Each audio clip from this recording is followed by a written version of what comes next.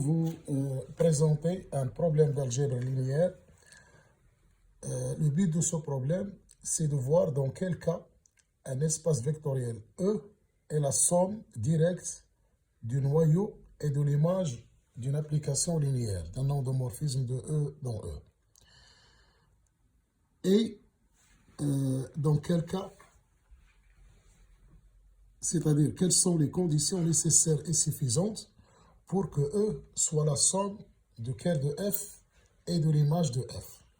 Pour cela, nous allons voir quelques exemples.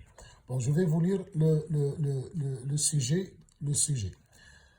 Si F est un endomorphisme de E sur un cas espace vectoriel, on se demande si on a toujours, et sinon sous quelles conditions, la relation E égale kerr de F plus l'image de F. Ce problème propose quelques réponses à cette problématique. Bon, nous allons commencer par un premier exemple. On considère un endomorphisme G de R carré défini par G de XY égale 0x. On nous demande dans la première question de vérifier que G est linéaire. Donc nous allons commencer à résoudre le problème. Bon, G, elle est définie de R carré dans R carré qui est au couple XY associé G de XY qui est égal à 0x. Bon, pour montrer que G est une application linéaire ou un endomorphisme de R carré, on doit montrer que si je prends pour tout XY, pour tout X', Y', des éléments de R carré, et pour lambda, un scalaire de R, G de lambda XY plus X', Y' égale lambda G de XY plus G de X', Y'. C'est ça qu'on doit démontrer dans un premier cas. Donc, G de lambda XY plus X', Y', ce n'est autre que G de lambda X, lambda Y. Donc, on fait entrer lambda à l'intérieur plus X', Y'. Et on sait faire la somme de deux couples. Donc, c'est lambda X plus X', lambda Y plus Y'. Donc, on ajoute la première composante avec la première et la deuxième composante avec la deuxième. Et par définition de G, ceci, ce n'est autre que 0 et lambda X plus X'. Ça, on peut le décomposer de cette façon, 0 lambda X plus 0 X'. Et ceci, c'est lambda 0x plus 0 X'. Et ceci, c'est lambda G de XY plus G de X', Y'. Donc, on a bien démontré la relation étoile. Donc, G est bien linéaire. C'est-à-dire que G est un endomorphisme de L de R carré. On rappelle que R carré est un espace vectoriel de dimension 2 et Rn est un espace vectoriel de dimension n. Donc ça, c'est la première question. Dans la deuxième question, elle nous demande de déterminer kerr de G et l'image de G.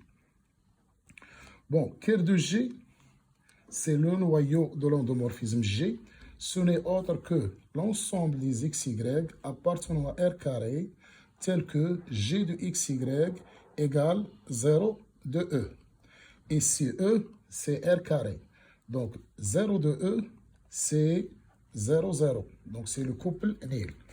Donc, G de XY égale 0 de E égale 0, 0. Égale, par définition de G, à 0 de X.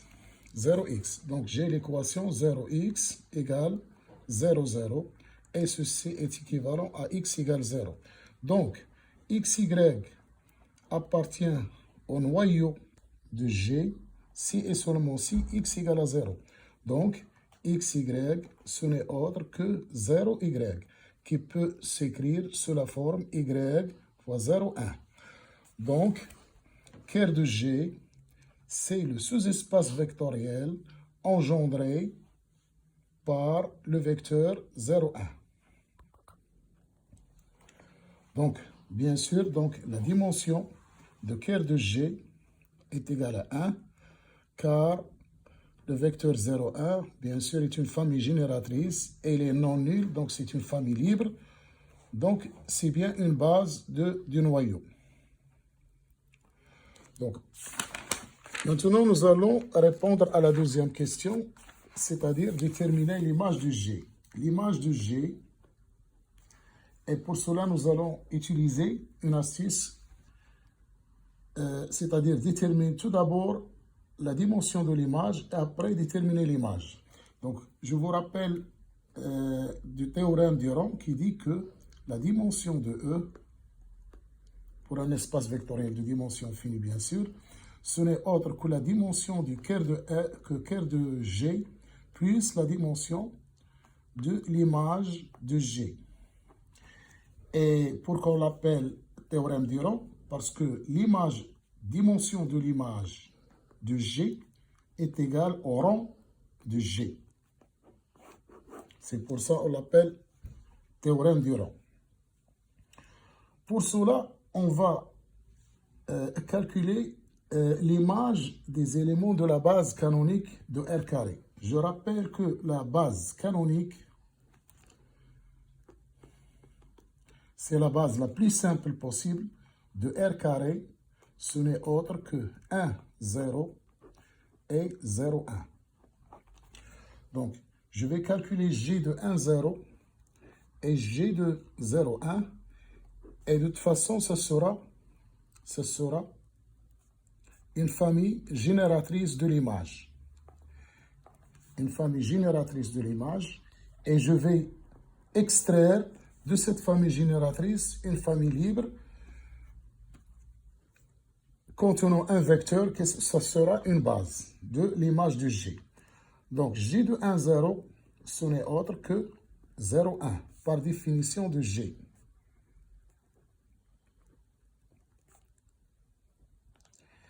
G de 0, 1, c'est 0, 0. Donc, je vais extraire de ce calcul une famille génératrice de l'image. Il est clair que la famille génératrice de l'image, c'est 0, 1. Donc, c'est une famille génératrice de l'image de G. Et c'est une famille libre, bien sûr. C'est une famille libre parce qu'elle est non nulle. Donc, c'est une base. Donc, 0, 1 est une base de l'image de G. Donc, l'image de G, c'est vect 0, 1. Donc, c'est l'espace vectoriel engendré par le vecteur 0, 1. Mais on voit que l'image de G, qui est vect 0, 1, égale aussi à kerr de G. Puisque c'est lui aussi, il est engendré par le même vecteur 0, 1. Donc, l'image de G égale à kerr de G. Donc, R carré ne peut pas être égal à l'image de G plus kerr de G.